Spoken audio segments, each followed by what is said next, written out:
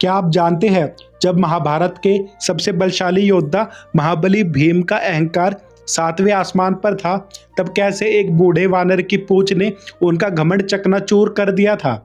वृंदावन के परम पूज्य संत श्री प्रेमानंद जी महाराज अपने सत्संग में बताते हैं कि जब जब जीव में मैं और बल का अहंकार बढ़ता है, तब भगवान किसी न किसी रूप में आकर उस अहंकार को जरूर तोड़ते हैं। तो आइए जानते हैं महाभारत की वो दिव्य कथा, जब पवन पुत्र हनुमान जी ने अपने ही भाई भीमसेन की आंखें खोली थी और उनका अहंकार तोड़ा था। तो ये कथा की शुरुआत होती है बद्रीवन से, जहां पर अपने वनवास के समय पांडव ठहरे हुए थे। अचानक वायु के एक तीव्र प्रवाह से 1000 पंखुड़ियों वाला अत्यंत सुगंधित दिव्य कमल उड़कर द्रौपदी के सामने आ गिरा। उस कमल की सुगंध इतनी ज्यादा दिव्य थी कि द्रौपदी का मन आनंद से भर गया। उन्होंने भीमसेन की तरफ देखा और वैसे ही और कमल लाने का आग्रह किया।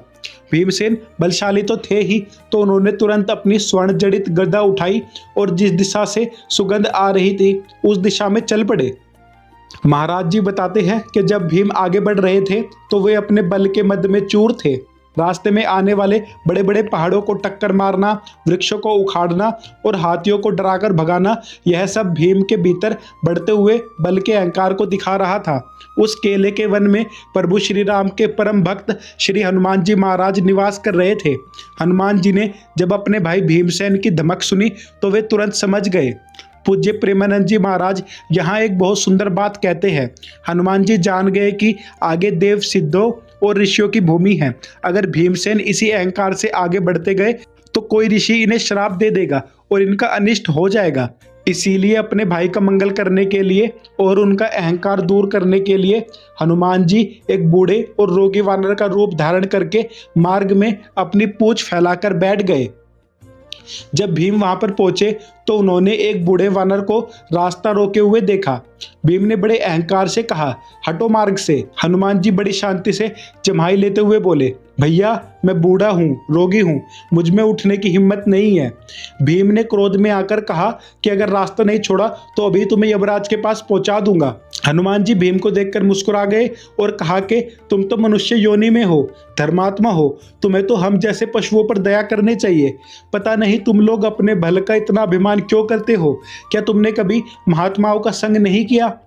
भीम ने जब कहा कि शास्त्रों के अनुसार किसी जीव को लांघना पाप है, तो हनुमान जी ने एक सुंदर युक्ति निकाली। हनुमान जी बोले, अच्छा अगर तुम शास्त्र मर्यादा जानते हो और मुझ बूढ़े को लांघना नहीं चाहते तो मेरी इस पूंछ को हाथ से पकड़कर एक तरफ हटा दो और अपना रास्ता बना लो। अब भीमसेन को लगा एक साधारण वानर की पूंछ हटाना कौन सी बड़ी बात है। उन्होंने गर्व से अपने बाएं हाथ से पूंछ को पकड़ा, लेकिन पूंछ हिली तक नहीं। फिर भीमसेन ने अपनी गदा रखी और अपने दोनों हाथों से अपनी पूरी शक्ति झोंककर पूंछ को उठाने का प्रयास किया।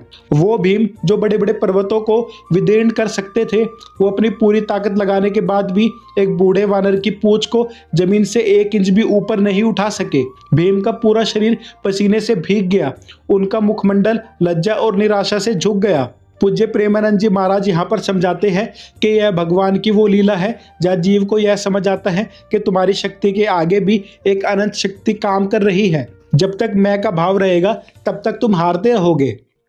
भीम समझ गए कि यह कोई साधारण वानर नहीं है। उन्होंने तुरंत लज्जा से सिर झुकाया और चरणों में प्रणाम करते हुए कहा, हे कपि प्रवर, मुझे क्षमा करें, आप निश्चित ही कोई सिद्ध पुरुष या भगवान है। कृपया अपना परिचय दें, मैं आपकी शरण में हूँ। भीम के मुख से विनम्रता सुनते ही हनुमान जी महाराज मुस्कुराए और अपने वास्तविक दिव्य रूप में प्रकट होकर बोले, भीम, मैं जगत के प्राण वायुदेव का पुत्र हनुमान हूँ। जैसे ही भीम को पता चला कि ये उनके बड़े भाई हनुमान जी हैं, उनकी आंखों में आंसू आ गए और उन्होंने उनके चरण पकड़ लिए और हनुमान जी ने बड़े प्रेम से अपने छोटे भाई भीम को गले लगाया। तो भक्तों, इस पूरी कथा से पूज्य प्रेमानंद जी महाराज हमें यही सीख देते हैं कि इस संसार में कभी भी अपने रूप, धन, बुद्धि या बल का अहंकार नहीं करना चाहिए। अहंकार जीव का सबसे बड़ा शत्रु है। जैसे कि भीम का अहंकार टूटा है और फिर वे विनम्र होकर चरणों में आए हैं, उन्हें साक्षात हनुमान जी के दर्शन हुए और उनका प्रेम प्राप्त हो गया। इसीलिए अपने जीवन में हमेशा विनम्र रहे, शास्त्र मर्यादा का पालन करें और निरंतर भगवान का नाम जप, राधा राधा कृष्ण कृष्ण जपते रहे। अगर आपको यह कथा और महाराज जी का यह दिव्य संदेश पसंद आया हो तो वीडियो को लाइक और चैनल को सब्सक्राइब जरूर करें। बाकी हम आपसे मिलते हैं फिर किसी और वीडियो में, तब तक के लिए राधे राधे। श्री हरिवंश। हर हर महादेव।